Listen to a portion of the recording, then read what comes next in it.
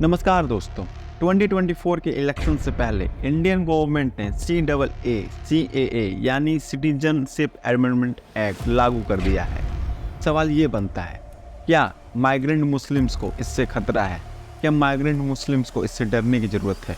CAA सिर्फ Muslims के लिए? ये जानते हैं क्या है CAA यानी सिटीजनशिप अमेंडमेंट एक्ट, नागरिक संशोधन अधिनियम, जिसका एम है उन लोगों को प्रोटेक्शन प्रोवाइड करना जो लोग रिलीजन के बेस पे अब्यूज्ड होकर भारत में रह रहे हैं as a refugee. Citizenship amendment act जो उन लोगों को प्रोटेक्शन प्रोवाइड करेगा इलीगल माइग्रेशन प्रोसीडिंग से, यानी कि किसी भी कंट्री में रहने के लिए वहाँ का सिटीजनशिप होना ज़रूरी है।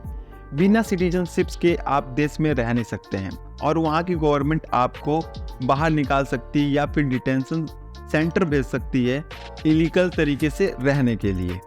तो सिटीजनशिप अमेंडमेंट एक्ट इसी सब एक्शन से रिफ्यूजी को प्रोटेक्ट करेगी, यानी कि उनको नागरिकता प्रोवाइड करेगी। किसी भी देश का सिटीजनशिप लेने के लिए कुछ प्रोसीजर्स होते हैं, कुछ टर्म एंड कंडीशंस होते हैं। ठीक इसी तरह वही लोग सिटीजनशिप के लिए एलिजिबल हैं जो 2014 31 दिसंबर से पहले आए हैं या फिर जो 2014 31 दिसंबर को आए हैं।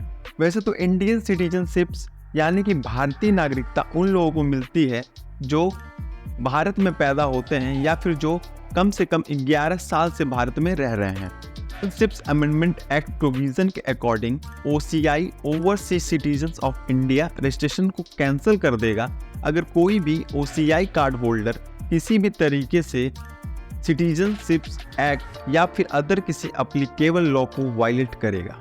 Who does CAA live out?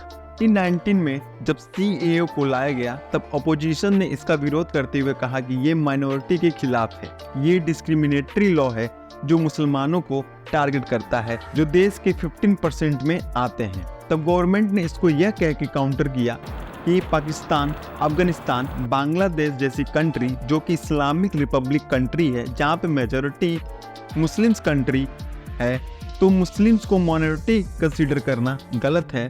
Government ने ये एश्योर किया कि वो अदर कम्युनिटीज़ के एप्लीकेशन को भी रिव्यू करेगा on the basis of case by case. इससे ये बात तो क्लियर हो गया कि CAA सिटीजनशिप अमेंडमेंट एक्ट जो कि सिर्फ नॉन मुस्लिम्स लोगों के लिए है। कमेंट से बताइए कि भारत सरकार का ये नया कानून आप कैसे देखते हैं और आपका क्या ओपिनियन है। तब तक के लिए टेक केयर, धन्यवाद।